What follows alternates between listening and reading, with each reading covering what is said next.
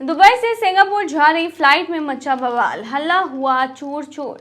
नमस्कार, स्वागत है आपका हमारे चैनल यूएई खबर पर। दुबई से सिंगापुर जा रही फ्लाइट में एक शख्स चोरी करते हुए पकड़ा गया। 25 वर्षीय आरोपी ने बिजनेस क्लास में सो रहे शख्स का बैग चुरा लिया। वहीं जब उसकी पत्नी ने चोर को रंगे हाथों पकड़ा तो वो सन्ने रह गया। आरोपी शख्स एक चीनी नागरिक है जिसे पुलिस ने गिरफ्तार कर लिया है। द स्ट्रेट्स टाइम्स की रिपोर्ट के अनुसार ये घटना 8 अगस्त की सुबह लगभग 5:30 बजे की है।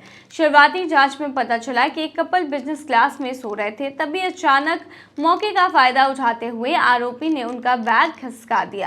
हालांकि उसकी पत्नी ने चोरी करते हुए आरोपी को रंगे हाथ पकड़ लिया और शोर मचाना शुरू कर दिया।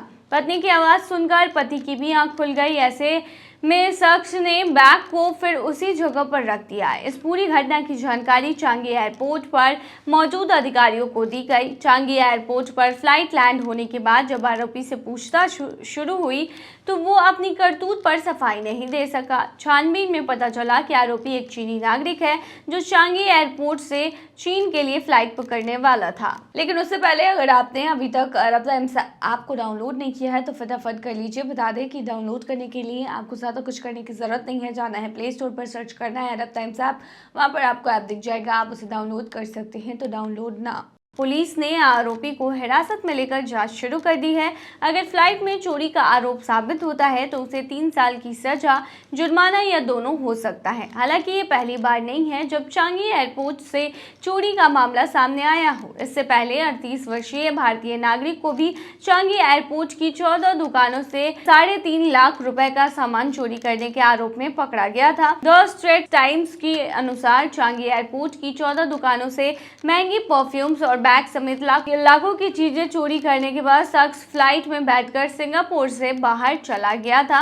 चोरी किए गए सामानों की कीमत 5,136 SDG यानी कि लगभग 3,40,000 रुपए थी। हालांकि 1 जून को वो फिर से सिंगापुर लौटा और पुलिस ने उसे गिरफ्तार कर लिया।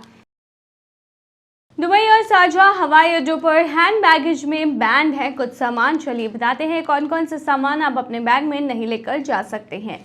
आप 2025 में दुबई या शारजाह एयरपोर्ट से यात्रा कर रहे हैं तो हैंड बैग में क्या ले जाना है और क्या नहीं, ये पहले जान लेना ज़रूरी है।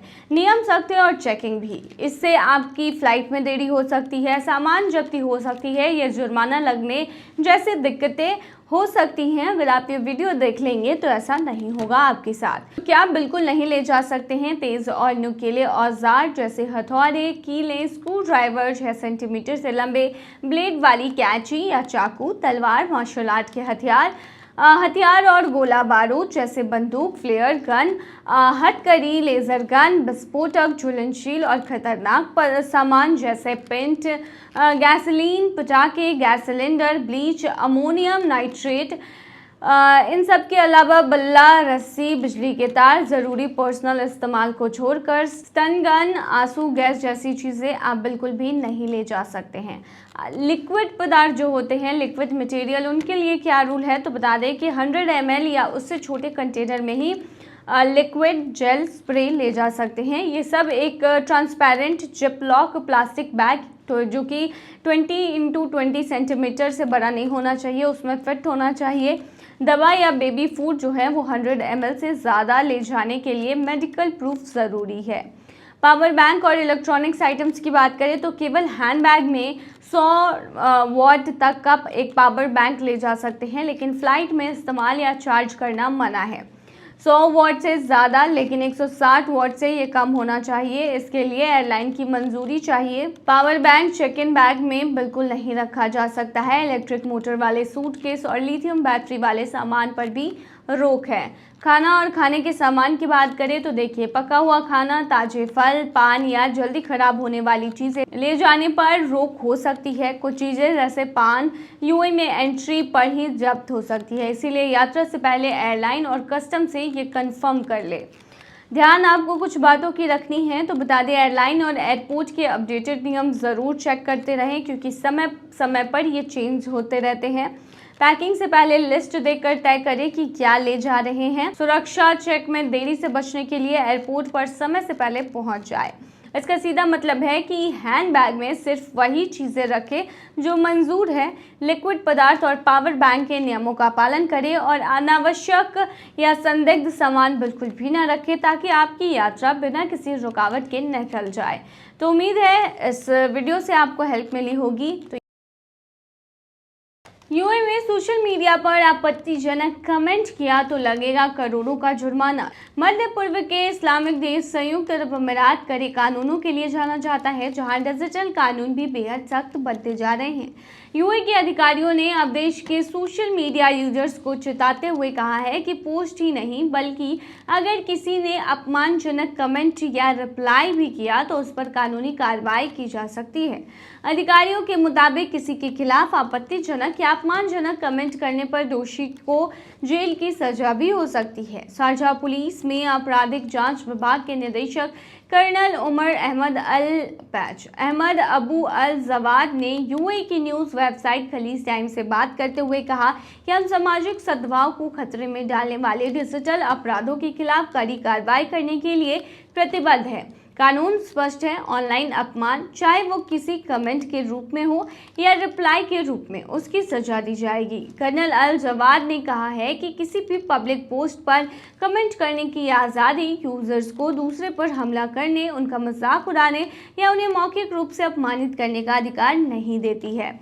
यूएई के अधिकारी की ये चेतावनी ऐसे मामलों की बढ़ती संख्या के मद्देनजर आई है जिसमें यूजर्स के पब्लिक पोस्ट्स पर आपत्तिजनक कमेंट देखने को मिले हैं।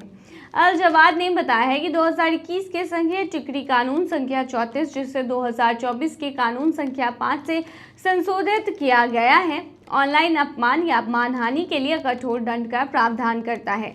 इसके तहत कैद के साथ साथ 2.5 लाख दिरहम यानी कि 59,71,000 रुपए से 5 लाख दिरहम यानी 1,19,42,000 तक का जुर्माना हो सकता है। ऑनलाइन अपमान या दुर्व्यवहार की ये सजा तब और भी कठोर हो सकती है जब कोई यूजर सरकारी अधिकारियों को निशाना बनाता है या फिर अधिक फॉलोअर्स वाले अकाउंट से कोई कमेंट होता है। हाल के सालों में शारजाह में इस तरह के ऑनलाइन अपराध के दर्जनों मामले दर्ज किए गए हैं, लेकिन कर्नल के अल जवाद ने इस बात पर जोर दिया है कि कई यूजर्स इस बारे में नहीं जानते हैं कि इस तरह के कमेंट्स या रिप्लाई से उनके खिलाफ मामला बन सकता है और उन्हें सजा जुर्माना हो सकता है। दुबई पुलिस के साइबर अपराध विभाग के कार्यवाहक निदेशक मेजर अब्दुल्ला अल शेही ने भी इसी चिंता पर बात की। उन्होंने कहा कि चाहे लिखित पोस्ट हो, वीडियो हो और ऑडियो क्लिप हो या लाइव स्ट्रीम हो, कानून किसी भी अपमानजनक या मानहानिकारक कमेंट को पोस्ट करने पर रोक लगाता है। कई यूजर्स मानते हैं कि लाइव स्ट्रीम के दौरान आपत्तिजनक कमेंट करने से भी उन्हें कोई नुकसान नहीं होगा, लेकिन उन्हें जान लेना चाहिए कि उनका हर शब्द रिकॉर्ड किया जाता है। उन्होंने क्या कमेंट किया इसका पता लगाया जा सकता है और बाद में उन पर कानूनी कार्रवाई भी हो सकती है। उन्होंने आगे कहा कि कंटेंट क्रिएटर्स व्यक्तिगत रूप से निशाना बनाना या रिप्लाई में अभद्र भाषा का इस्तेमाल करना कानूनन उल्लंघन है। हम सभी यूजर्स से जिम्मेदारी से काम लेने, सम्मान दिखाने और ये समझने का आग्रह करते हैं कि साइबर अपराध कानून सभी पर लागू होते हैं। बता दें कि दुबई कोर्ट्स के कानूनी सलाहकार वाल उबैद ने कहा है कि कमेंट्स की वजह से ऑनलाइन मानहानि के मामलों की संख्या बढ़ती जा रही है। उन्होंने जानकारी दी है कि अपमानजनक गूगल या सोशल मीडिया रिव्यू भी यूजर को कानूनी पचड़े में फंसवा सकता है। उन्होंने कहा कि लोग सोचते हैं कि वे बस अपनी राय रख रहे हैं, लेकिन अगर कमेंट से किसी का अपमान होता है, उसे नैतिक हानि होती है या फिर उसकी प्रतिष्ठा को नुकसान पहुंचता है तो भले ही अप्रत्यक्ष रूप से तो यह एक आपराधिक मामला बन जाता है। अदालतें डिजिटल सबूतों पर निर्भर करती हैं और ज़्यादातर यूजर्स इस बात को हल्के में लेते हैं कि उनकी पहचान कितनी आसानी से की जा सकती है। संयुक्त अरब अमीरात के अधिकारियों का कहना है कि यूजर्स को कुछ भी पोस्ट करने, कमेंट करने या रिप्लाई करने से पहले 2 बार सोचना चाहिए। चाहे कोई वीडियो, टेक्स्ट, फोटो या लाइव स्ट्रीम पर कमेंट कर रहा हो, सबका रिकॉर्ड होता है और यूजर्स अपनी पोस्ट के लिए कानूनी रूप से जिम्मेदार है। अधिकारियों ने कहा कि अगर आप किसी से असहमत हैं और उस कंटेंट को छोड़ आगे बढ़ जाएं या फिर उचित चैनल से उसे रिपोर्ट करें, लेकिन कभी भी गाली गलौज का जवाब ना दें। ऑनलाइन सम्मान वैकल्पिक नहीं है, ये एक कानून है। तो ये थी तमाम जानकारी। बने रहिए ऐसी तमाम खबरों के लिए यूएई खबर पर।